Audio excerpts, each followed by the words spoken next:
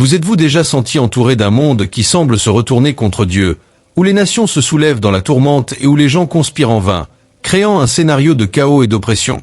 Le psaume 2 en parle directement et apporte un message puissant sur la souveraineté de Dieu et le règne du Messie.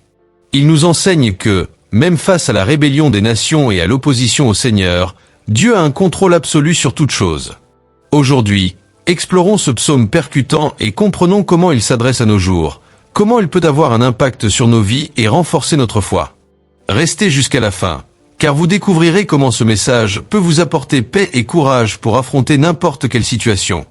Le psaume 2 est un psaume messianique, c'est-à-dire qu'il désigne Jésus-Christ comme le roi oint par Dieu. Il décrit la révolte des nations contre le Seigneur, mais il révèle aussi l'autorité de Dieu et le règne inébranlable du Christ. Ce psaume était récité lors des couronnements des rois d'Israël, renforçant l'idée que la souveraineté appartient au Seigneur. Étudions verset par verset et voyons comment ce message s'applique directement à nos vies. Dieu a quelque chose de spécial à dire à votre cœur. Devons-nous plonger dans ce contexte et tirer des leçons précieuses de ce message puissant pour aujourd'hui? Verset 1. Pourquoi les nations se déchaînent-elles et les peuples imaginent-ils des choses vaines? Le psalmiste commence par une question rhétorique, démontrant la perplexité face à la rébellion des nations contre Dieu. Le monde rejette l'autorité divine et cherche à suivre ses propres voies, imaginant de vains projets contraires à la volonté du Créateur. Il nous fait réfléchir sur la raison pour laquelle les êtres humains, étant si limités, croient pouvoir vivre sans la présence de Dieu, ignorant sa souveraineté et sa puissance. De nos jours, nous voyons cette rébellion se manifester dans une société qui tente d'écarter Dieu de tous les aspects de la vie, cherchant des alternatives qui n'y sont autorité. La tentative de remplacer Dieu par d'autres sources de pouvoir et de sagesse est une répétition de la même futilité que celle observée par le psalmiste. Cependant, la parole de Dieu nous rappelle que ces projets sont inutiles, car, en fin de compte, rien ne peut prévaloir contre la volonté divine. Pour réfléchir, avez-vous déjà remarqué combien de personnes essaient de vivre sans Dieu? Comment rester fort au milieu de cette réalité? Verset 2. Les rois de la terre se lèvent, et les princes conspirent ensemble contre l'Éternel et contre son oint. Les dirigeants et les dirigeants de la terre s'unissent contre Dieu et contre son oint, c'est-à-dire Christ. Cette opposition n'est pas seulement politique, mais aussi spirituelle. Le rejet du gouvernement de Dieu est une tentative humaine de vivre de manière indépendante, sans reconnaître sa souveraineté. L'être humain, lorsqu'il s'éloigne de Dieu, se place dans une position de rébellion, voulant gouverner sa propre vie sans reconnaître que Dieu est le Seigneur de toutes choses. Cette résistance se reflète dans diverses attitudes qui tentent d'éloigner Dieu de certains aspects de la société. Cependant, la Bible nous assure que, aussi difficiles que soient ces actions, rien ne peut contrecarrer les plans divins. Dieu reste souverain et son royaume est éternel, quelles que soient les actions humaines. Pour réfléchir, avez-vous déjà vécu des moments où votre foi a été remise en question? Comment avez-vous réagi à cela? Verset 3. Brisons leurs liens et débarrassons-nous de leurs chaînes. L'humanité considère l'autorité de Dieu comme une prison et cherche à s'en libérer. Le monde croit qu'obéir à Dieu est une limitation, alors qu'en fait, c'est la seule forme de vraie liberté. Les gens, en rejetant les voies de Dieu, croient qu'ils se libèrent des restrictions, mais ce qu'ils font en réalité, c'est se soumettre à une plus grande captivité, à la captivité du péché et à la séparation d'avec Dieu. Le péché promet l'indépendance, mais en réalité il a servi, enfermant les gens dans des cycles de frustration et de désespoir. Ce n'est qu'en Christ que nous trouvons la vraie liberté, alors qu'il nous conduit à la vie éternelle et au but pour lequel nous avons été créés. En Christ, il n'y a plus de menottes, mais la pleine liberté de vivre selon la volonté de Dieu. Pour réfléchir, avez-vous vu la volonté de Dieu comme un fardeau ou comme une bénédiction libératrice? Verset 4. Celui qui habite dans les cieux rira, le Seigneur se moquera d'eux. Face à la rébellion humaine, Dieu ne désespère pas. Au contraire, il se moque de cette tentative insensée de résister à sa puissance. Cela ne signifie pas que Dieu est indifférent, mais plutôt qu'il est souverain et que son plan ne peut être contrecarré par les actions humaines.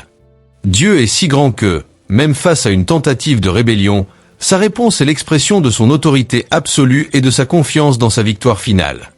Cela nous enseigne également la vision divine des actions humaines.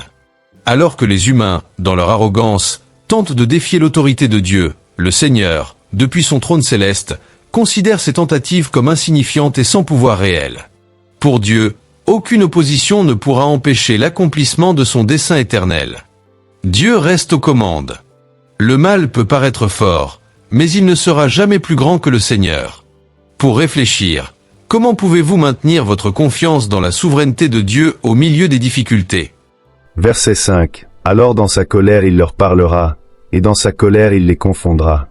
Il y aura un temps où Dieu répondra à la rébellion des nations. Son jugement s'abattra sur ceux qui s'opposent à lui. Dieu est amour, mais il est aussi justice, et il ne permettra pas au mal de prévaloir éternellement. Lui, dans sa colère, rendra justice à toutes les formes de corruption et de péché qui s'élèvent contre son nom. Ceci nous rappelle que même si la patience de Dieu est grande, il y aura un moment où il apportera justice. Cela nous appelle à vivre dans la soumission à Dieu et à éviter de tomber dans l'erreur de rejeter son règne. Nous devons reconnaître que sans la grâce de Dieu, nous sommes soumis à sa juste colère. Au lieu de cela, nous devrions rechercher sa miséricorde et vivre selon sa volonté, sachant qu'il est juste et bon. Pour réfléchir, vous êtes-vous placé sous l'autorité de Dieu ou avez-vous résisté à sa volonté? Verset 6. Mais j'ai établi mon roi sur ma sainte montagne de Sion. Ici, Dieu déclare qu'il a déjà établi son roi, qui est Christ. Il règne sur toute chose et son autorité ne sera jamais supprimée. Le monde peut se rebeller, mais rien ne peut changer ce décret divin. Le Christ est le roi souverain qui règne avec justice et puissance, et son règne apportera la paix à laquelle le monde aspire. Cela affirme également la certitude que le royaume de Dieu est éternel. Jésus-Christ, le roi des rois, a un gouvernement qui ne sera pas ébranlé par les rébellions ou les émeutes. Il règne avec autorité et un amour incommensurable, et son règne apporte la sécurité éternelle à ceux qui s'abandonnent à lui. Pour réfléchir, reconnaissez-vous Jésus comme le roi de votre vie? Verset 7. Je proclamerai le décret du Seigneur. Il m'a dit, tu es mon fils, aujourd'hui je t'ai engendré. Le psalmiste désigne directement Jésus-Christ. Dans le Nouveau Testament, ce passage est cité en référence à lui, montrant que Christ est le Fils de Dieu et l'héritier du trône éternel. Dieu déclare explicitement sa paternité sur Jésus, confirmant ainsi son autorité et la mission divine du Christ en tant que roi et sauveur. C'est une annonce claire que Jésus est l'élu, loin est le Messie promis. De plus, il révèle l'union intime entre le Père et le Fils. En déclarant « Tu es mon Fils », Dieu confirme la relation d'autorité et de soumission, montrant que Jésus, en tant que Fils, a un lien éternel avec le Père. Aujourd'hui, je t'ai engendré peut également être compris dans le contexte de la résurrection, lorsque Dieu déclare le Fils vainqueur de la mort et établit ainsi l'autorité complète du Christ sur toute chose. Dieu nous invite à reconnaître et à accepter Jésus, car le salut réside en lui. Pour réfléchir, avez-vous proclamé la royauté du Christ dans votre vie et autour de vous?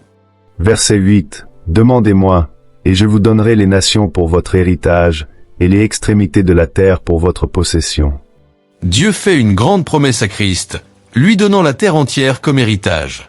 Cela signifie que le Christ, en tant que roi souverain, a autorité sur toutes les nations et sur la planète entière. Un jour, tous les peuples seront soumis à son règne, et il gouvernera avec justice et paix. Dieu nous invite également à demander dans la prière, car il prend plaisir à offrir de bons cadeaux à ses enfants.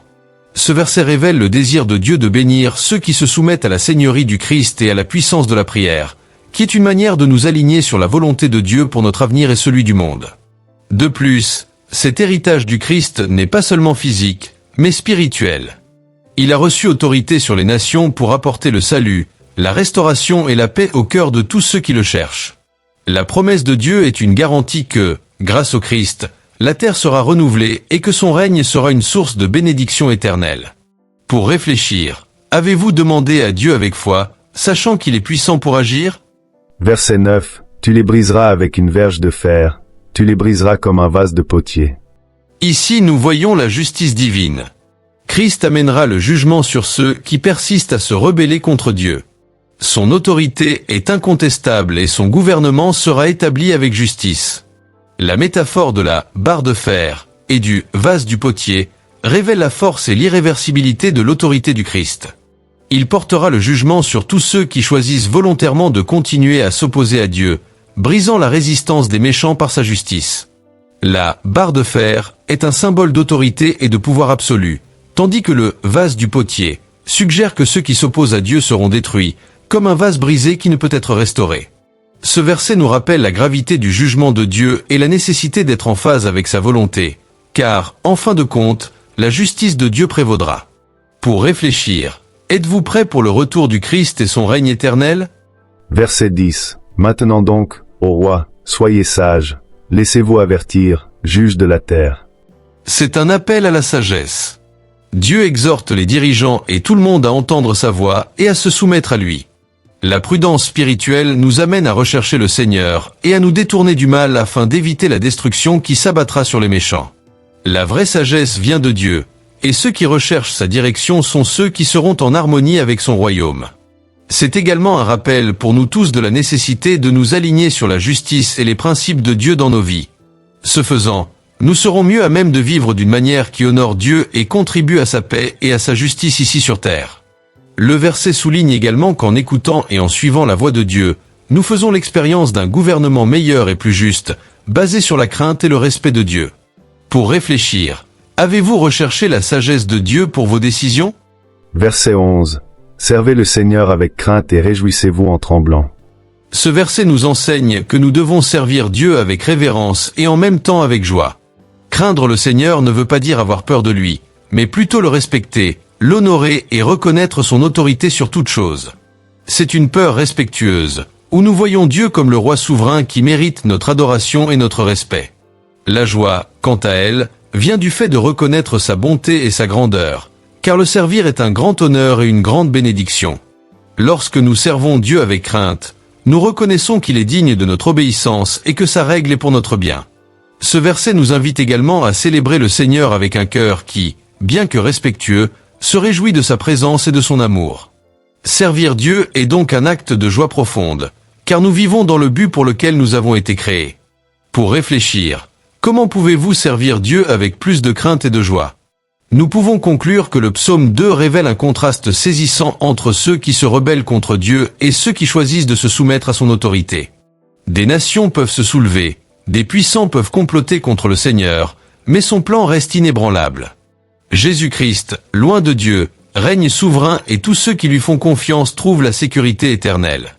Ce psaume nous met au défi de choisir entre la rébellion et la soumission, entre la confiance dans la force humaine ou la souveraineté divine. Ceux qui se tournent vers Dieu et acceptent la seigneurie du Christ sont bénis, protégés et trouvent la vraie joie. Puissions-nous vivre dans la crainte et le respect du Seigneur, reconnaissant que notre espérance et notre salut résident en lui. L'appel est clair, abandonnons-nous au roi des rois et vivons dans sa lumière. Prière inspirée du psaume 2. Seigneur Dieu Tout-Puissant, nous reconnaissons que tu es souverain sur toutes choses et que rien n'échappe à ton contrôle.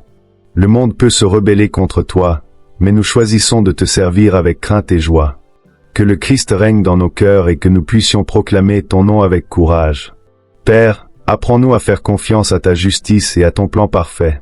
Puissions-nous ne pas nous laisser influencer par l'arrogance de ceux qui s'opposent à toi, mais puissions-nous rester fidèles à ta volonté et puissions-nous reposer dans la certitude que ton plan n'échoue jamais. Bénis-nous avec sagesse et humilité pour nous soumettre au règne du Christ. Puissions-nous servir le Seigneur avec crainte et trouver refuge et sécurité éternelle dans ton amour. Merci, Seigneur, de nous avoir choisis comme tes enfants et de nous avoir donné l'opportunité de vivre en communion avec toi, et que nos cœurs se réjouissent de faire ta volonté et de proclamer ton royaume. Au nom de Jésus. Amen. Si ce message vous a touché, aimez cette vidéo, partagez-la avec quelqu'un qui a besoin d'entendre cette parole et abonnez-vous à la chaîne pour plus de réflexions sur le psaume. Activez les notifications pour recevoir chaque nouvelle étude et laissez votre demande de prière dans les commentaires, car nous intercéderons pour vous. À la prochaine vidéo. Que Dieu bénisse votre vie, votre famille et votre entreprise.